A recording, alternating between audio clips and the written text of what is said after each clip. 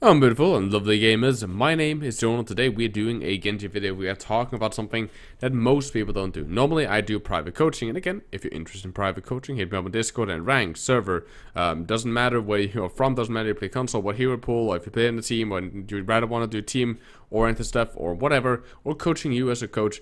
It's 50 euros for 2 hour sessions, 25 euros an hour. Hit me up on Discord and we can set something up. But when I see Genji players, you know, they're the standard stuff that we see and that we work towards and so on.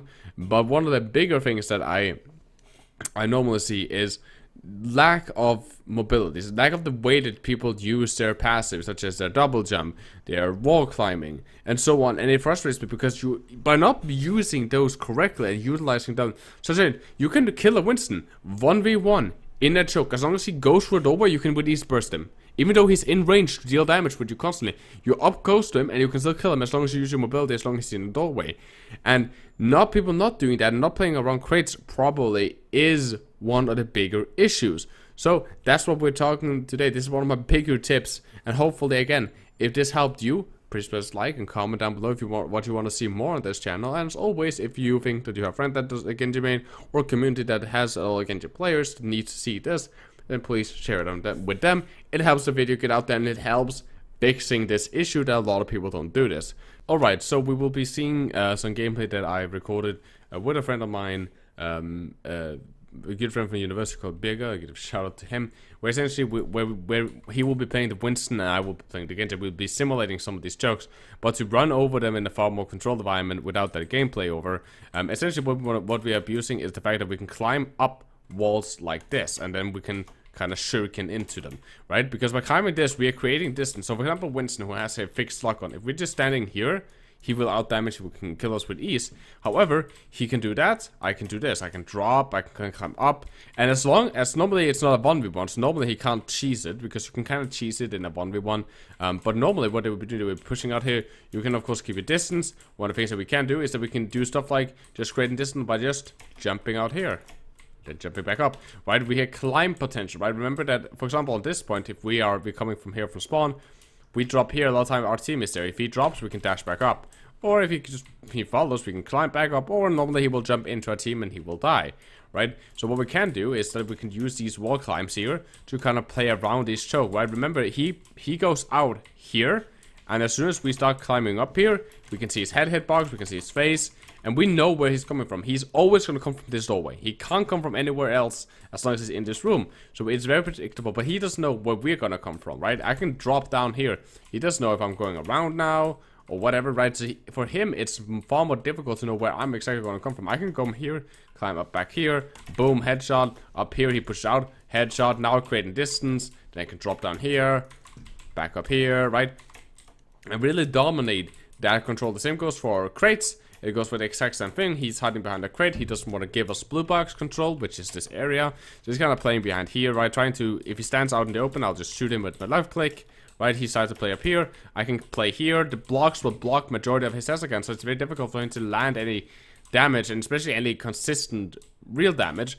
And I can kind of play around, just poking. I can decide where I want to peek from, right? And I can drop, again, I can drop down here, climb back up. That's not an issue for me. I can jump out into out into mid-air and use my double to keep myself a little bit afloat to again create that distance that he won't be able to do. You can't do that with a McCree or anyone that doesn't have double jump. You can't just jump like that to kind of keep yourself afloat. You will immediately start dropping. With Genji, we can keep ourselves afloat for a little bit longer, and we can use this wall climb to kind of do that. So we can consistently, you know, drop, climb, and so on to create whatever environment we want. So now he can't shoot us, now he can shoot us, now he can't shoot us, now he can shoot us, right?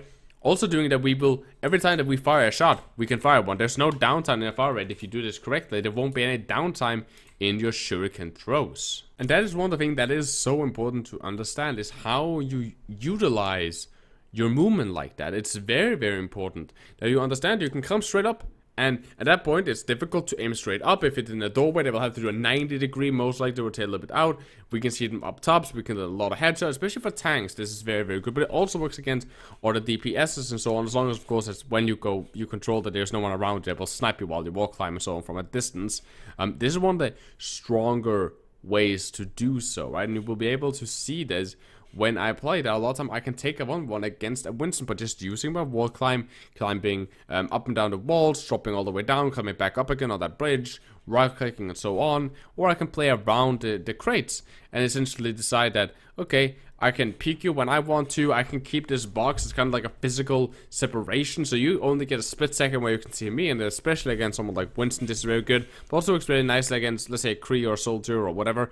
But these boxes are kind of like a shield. So I kind of choose when I want to drop my shield and deal damage and when I don't want to. And they can't decide that. They have to react to my movement. I don't have to react to theirs. And as I said, there's no downtime in between your firing. So every time you fire, you will deal damage. There's no cast time, there's no delay. You can fire every single time because you fire and peek, and then you didn't take any damage, and then you fire and peek. You took a little bit of damage, but not a lot. And that way you can get a big advantage and chunk down their HP real fast.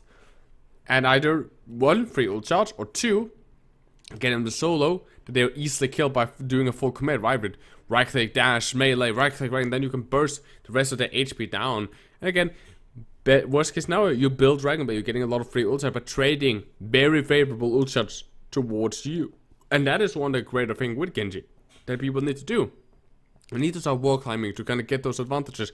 You need to start using objects like the objective, like the payload when it's pushing, and crates and so on to kind of climb around and move around on, to kind of use as your shields and creating angles. You can come from above, you can come from the sides, and you need to use doorways as small choke points where it's very easy for us to climb straight up. A lot of people, especially towards lower, they won't see you, and even in higher elo, you have such a good advantage. You can climb up and down, up and down, up and down.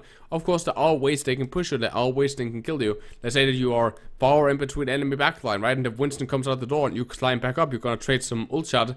As soon as you drop, right, he's gonna get that Testacan lock onto you, and especially if he's getting pocketed by a healer, there's not a lot you can do. But a lot of time, you climb up, you poke him as he kind of walks through the door, you climb up, he kind of walks all the way out, when you drop, you deal some damage, then you land in front of him, and then you can right click into his head. A lot of time you can actually kill him if he's not getting pocketed, and he doesn't play his shield right. You can kill him a lot of the time, and that is what's so great. You deal so much damage, and you can trade so favorably, that you can trade, like, you can take someone down for 500 HP, and you can trade 190 of your own to kill him. 190 traded towards 500 of his, right? You're dealing over double damage on him, and he dies and you don't, and that's incredible. And that's a lot of time if you play impatiently and, you know, absolutely try to force a kill. A lot of time it takes time for them to adapt, it takes time for them to actually push properly out. So a lot of time you can just trade like 30 HP to maybe 250, right? 30 towards 250 HP, and then just back off. And they'll be like, okay, I'm done here. Wait until they go back into the choke, or wait until they back off, and so on. And then you can let them kite them also, right? So you can keep that distance. You can do this with Brigitte. You can do this with so many heroes. You can just kite around them, play around them, climb back up. Reinhardt's a great example also to stuff you can bully. So again, if this video helped you, I highly recommend that you share it, like it, and you comment down below if what you think about this. This is something that I like, and again, private coaching is all open. Same with the stream on Discord. Next stream will be an educational stream, 100% educational. We're most likely not going to play any games. It's most likely going to be like theory crafting and VOD reviews and so on. So if you're interested, you can always come and check out. Again, both my Twitch and my Twitter actually are linked down in that description. Now, guys, I have to go, so I love you guys very much. Please take care, please stay positive, and always, guys, run a bit, Jonal, keep that enemy in your crosshair.